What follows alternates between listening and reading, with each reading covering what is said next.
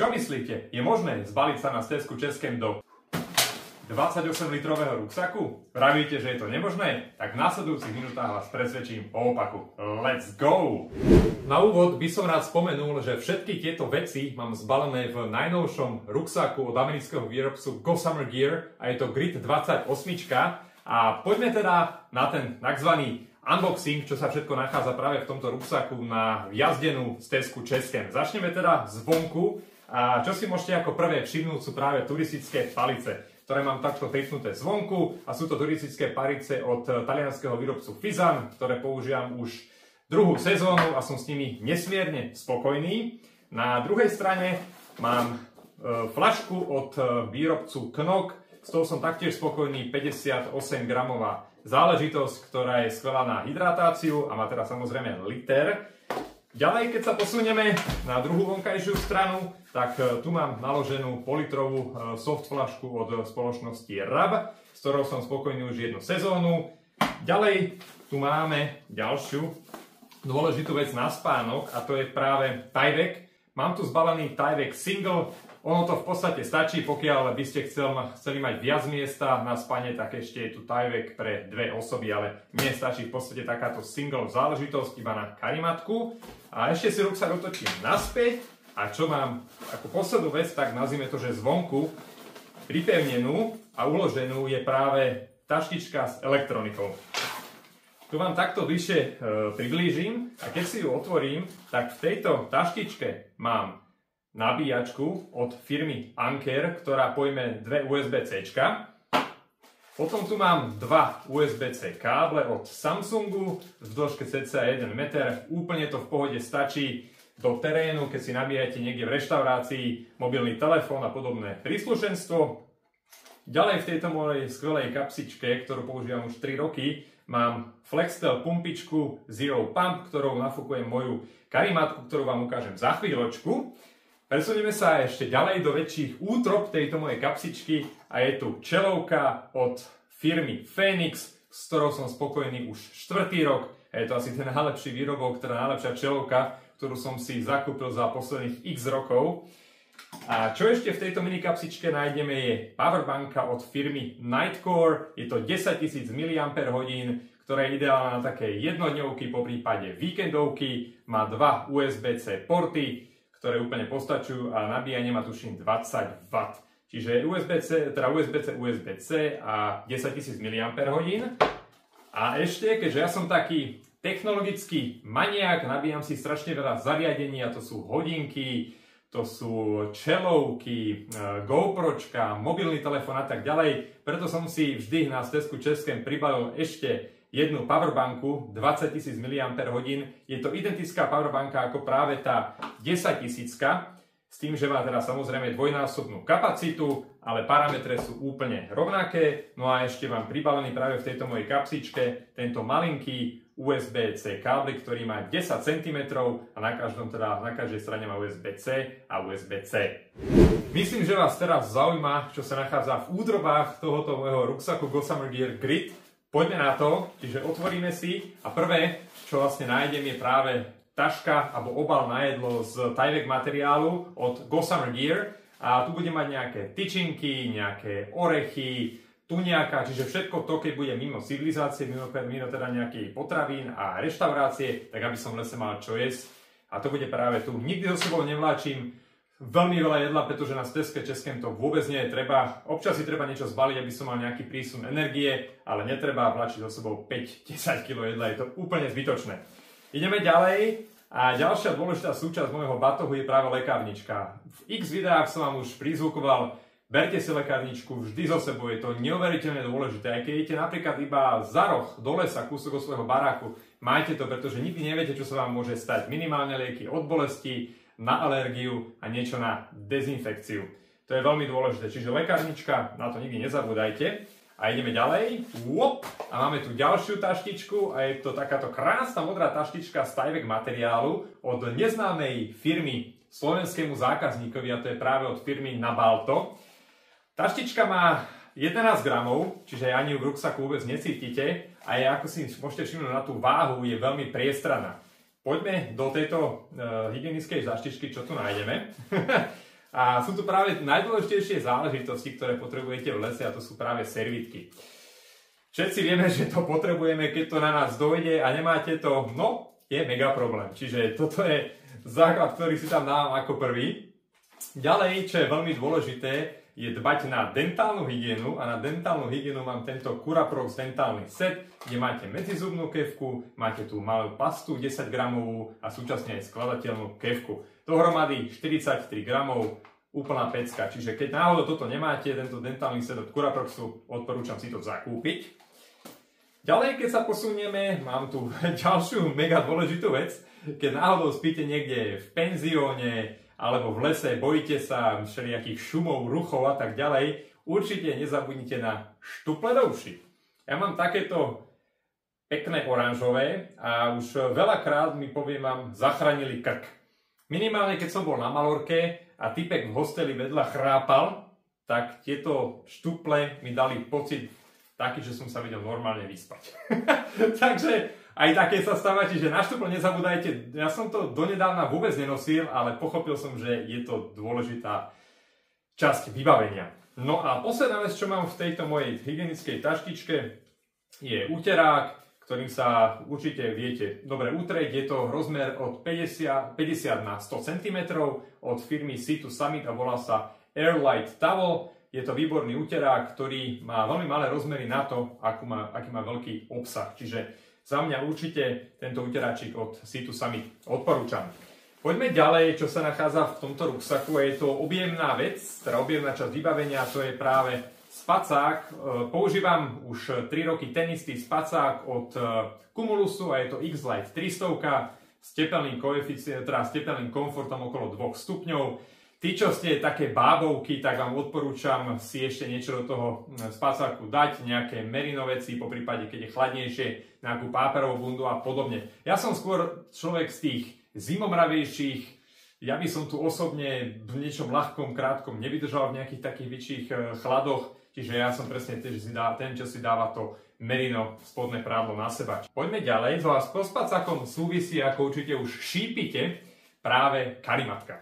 Áno, karimatku tu mám samozrejme tiež a je to moja najnovšia karimatka od spoločnosti RAB a má tepelný koeficient 4,3, hrúbka 8 cm, prešla so mnou celú Malorku a môžem vám povedať, že na to, aké má táto karimatka minimálne rozmery, mi dala taký pocit komfortu na treku, že práve tento komfort si chcem užívať aj práve na stezke českém. Čiže táto karimatka v porovnaní s týmto ruksačikom nebere skutočne skoro žiadne miesto.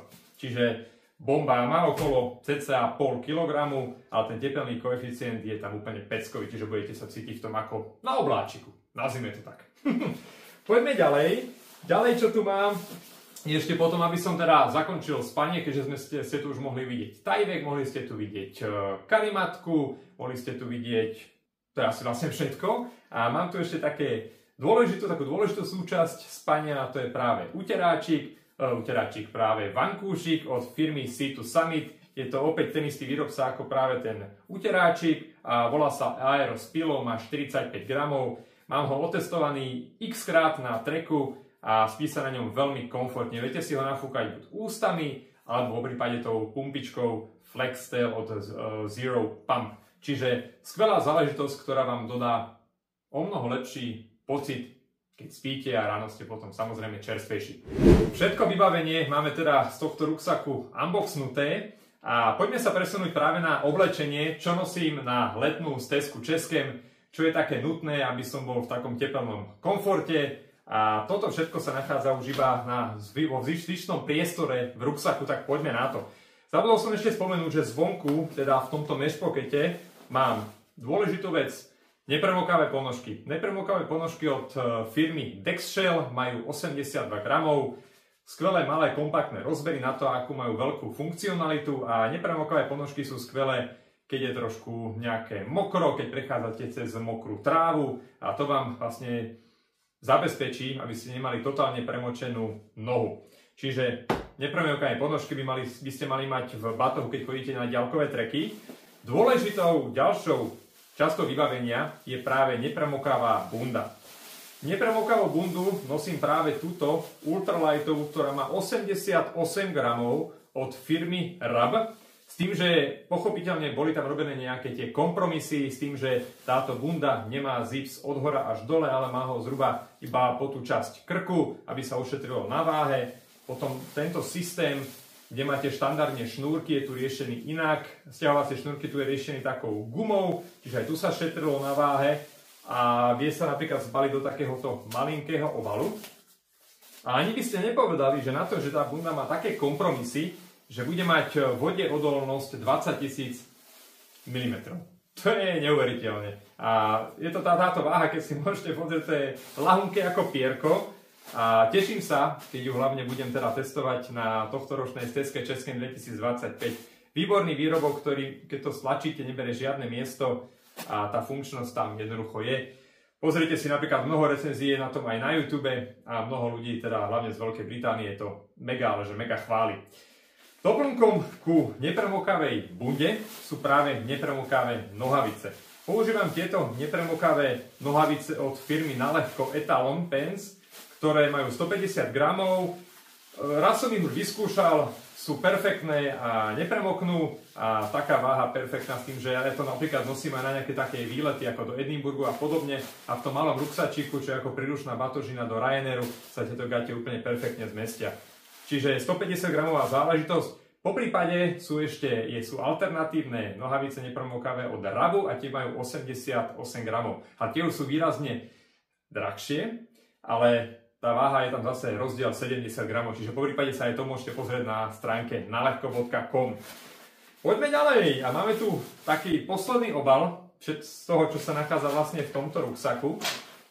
A ten mám zvyšné oblečenie, ktoré chcem, aby mi ostalo suché, tak mám práve v tomto drybagu. A poďte sa spolu so mnou pozrieť, čo sa nachádza práve v tomto drybagu. A otvoríme to a ideme na to. Takže prvé, čo tu mám, sú nepremokavé ponožky. Sú to klasické merino ponožky po horách s Peťom, ktoré môžete inak nájsť aj medzi mojim merčom. Môžete si ich kúpiť. A sú skvelé, ich mám otestované na stezce Českém, na Malorke a pobehal som s tým po Slovensku, kade tade, čiže tieto merino ponožky sú fakt super. Ďalej, čo je veľmi dôležité, tak je neprefúkavá bunda. Mám tu síce tú bundu nepremokavú, ktorá tiež zastaví nejaký ten vietor, ale mám špeciálnu bundu od Naľahko Neprefúk a je to bunda, ktorá má 90 gramov. Viete ju zložiť do ľavého vrecka bundy a má minimálne rozmery, keď ju stlačíte a zabezpečí vám ten lepší komfort, keď vonku začne fúkať, začína vám byť chladno, dajte si túto bundu a úplne bez problémov fungujete ďalej. S tým, že samozrejme tá bunda nemôže fungovať ako samostatný artikel, ktorý máte oblečený, ale musíte taktiež aj vrstviť. A to sa vlastne k tomu vrstveniu dostaneme za chvíľočku.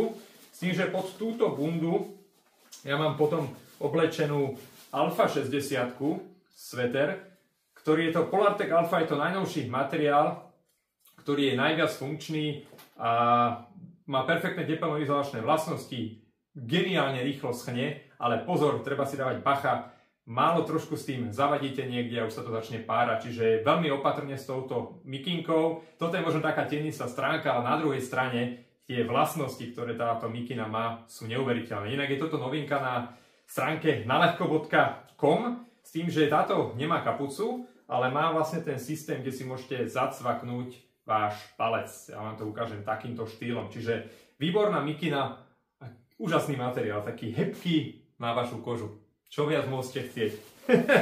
Dobre, poďme ďalej. Čo je dôležité, aj keď prechádzate po stezce Českém v lete, stále sa môže stať, keď ste vo vyšších polohách, ako napríklad, keď sa teraz ja chystám do Jeseníkov a na Králický Snežník, predsa tam ste okolo 1400 nad morom, tak tam sa, aj keď niekde vyššie spíte, zídu rukavice a čapica. Budem používať rukavice od britskej firmy RAB a sú to merino rukavice, ktoré majú 24 gramov.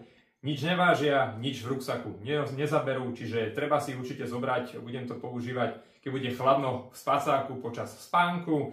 A taký doplnok práve týchto rukavic je táto čapica RAB, Filament Beanie sa volá.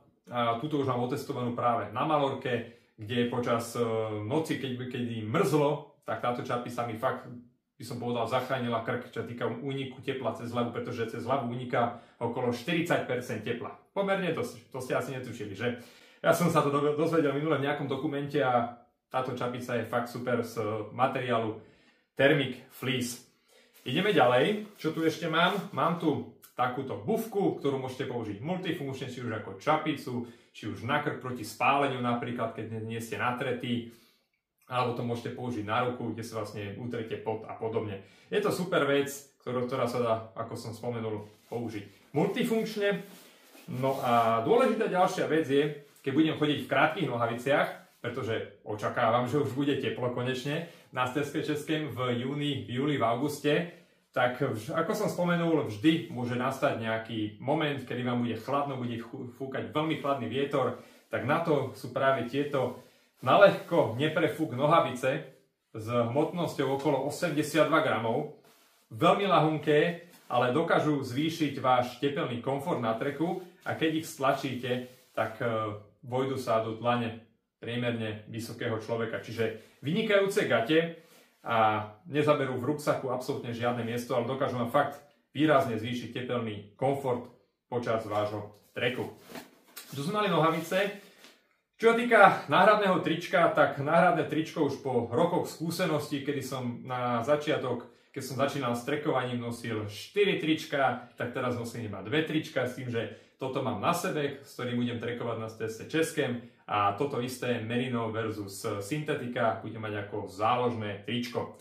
Čiže toto mám otestované opäť tričko na Malorke a mal som ho aj na Steske Českém v rámci minulého roku a veľmi si ho pochvalujem a ako vám aj spomínam, maximálne jedno náhradné tričko neberte viac, pretože tu budete všetko zbytočne vláčiť na chrbte.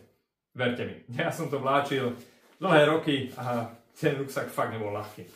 A máme tu ďalšiu vec počas spánku, ktorú musím využívať a keďže som spomenul predtým, že som zimomravý, tak u mňa je veľmi dôležité mať spodné oblečenie Merino. Do spacáku. Mám tu práve vršok Merino s dlhými rukávmi. Toto je môj úžasný spoločník, ktorý využívam už asi 2 roky počas môjho spania v horách. A veľakrát mi toto Merino tričko pomohlo. Dôležité je mať hlavne Merino hore, dole už môžete mať niečo iné, ale ideálne, keď máte teda kombináciu Merino, keď ste fakt taký zimomravejší. A toto vám dokáže výrazne zvýšiť tepelný komfort v spacáku, pretože automaticky, keď istý moment počas noci pocítite, že vám je chladno, automaticky už nespíte dobre. Preto sú práve tieto Merino veci perfektné. No a ešte ďalšiu vec, ktorú spomeniem teda, to sú práve spodky, ktoré využívam tiež teda do spacáku. Opäť super vec, ktorá mi veľakrát tiež zachránila krk, zvýšila mi tepelný komfort. Či už napríklad spíte niekde v lese, na nejakej útulni, otvorenom priestranstve, alebo napríklad keď spíte iba niekde v aute, v spacáku, tak počas noci samozrejme auto vychladne a bude vám chladno. Preto práve tieto spodky sú takou ideálnou voľbou, ktorú si treba zobrať a vážia maximálne okolo 150 gramov, čo nie je taká drastická váha, ktorá by vás nejakým spôsobom zaťažila v tom batohu. Toto sme mali úplne kompletný unboxing všetkých vecí a toto je presne to, čo mi úplne postačuje, keď idem na Stesku České napríklad na nejaký týždeň. Kľudne by mi to stačilo aj na dlhšie, ako sa vraví, že keď idete na trek napríklad na mesiac alebo idete na 2 dni, stále si beriete rovnaký počet vecí. A toto je presne ono. A hlavne, keď som ešte spomínal teraz to oblečenie, tak toto oblečenie mi zabezpečí dostatočný tepelný komfort, keď teraz najbližšie pôjdem v júni z Stesku Českém časť Jeseníky a Králický Snežník. Priatelia, tak čo, už som vás presvedčil, že toto všetko vybavenie, ktoré je predo mnou na stole, sa zmestí do takéhoto malinkého ruksaku 28 litrového. Úplne vám poviem, keby som nemal s tým skúsenosti, sám by som tomu absolútne neveril, že takýto fakt veľký objem sa dokáže zmestiť do takto malinkého ruksačiku. Ale vidíte, dá sa to. No a takto v závere videa by som vám ešte chcel povedať, že keď pôjdete na nejaký trek ako napríklad Steska Českém, vždy rozmýšľajte, čo si presne zoberiete. Pozrite si, kaďaľ budete prechádzať, či máte cestou civilizáciu, a potom si prispôsobte, koľko jedla si zoberiete, koľko budete mať vody, koľko oblečenia si zoberiete a tak ďalej a tak ďalej. Treba si to určite premyslieť, pretože sa výrazne kráča ľahšie, keď máte základnú váhu okolo 5 kg, ako keď máte so sebou 10-15 kg. Nehovorím, že cesta ultralightu je jediná, ale určite vám pomôže prejsť mnoho a mnoho kilometrov s menším utrpením. Priatelia, keď sa vám toto video páčilo, budem veľmi rád, podporte ma odberom YouTube kanálu Pohorák s Peťom. Určite toto video lajknite, pridajte komentár, pretože tieto záležitosti neuveriteľne pomáhajú YouTube algoritmu a taká vyššia forma podpory môjho kanálu je prostredníctvom YouTube členstva, ktoré začína od 2,99 mesačne. Je to malá podpora, ktorá mne pomôže megalománsky. Ďakujem vám za sledovanie tohto videa, verím, že vám niečo dalo a verím, že ste presvedčení a že ste inšpirovaní vyraziť na stezku Českém v rámci tejto sezóny 2025. Toto máme, priatelia, všetko, vidíme sa pri ďalšom videu a prajem ešte príjemný zvyšok večera. Čaute.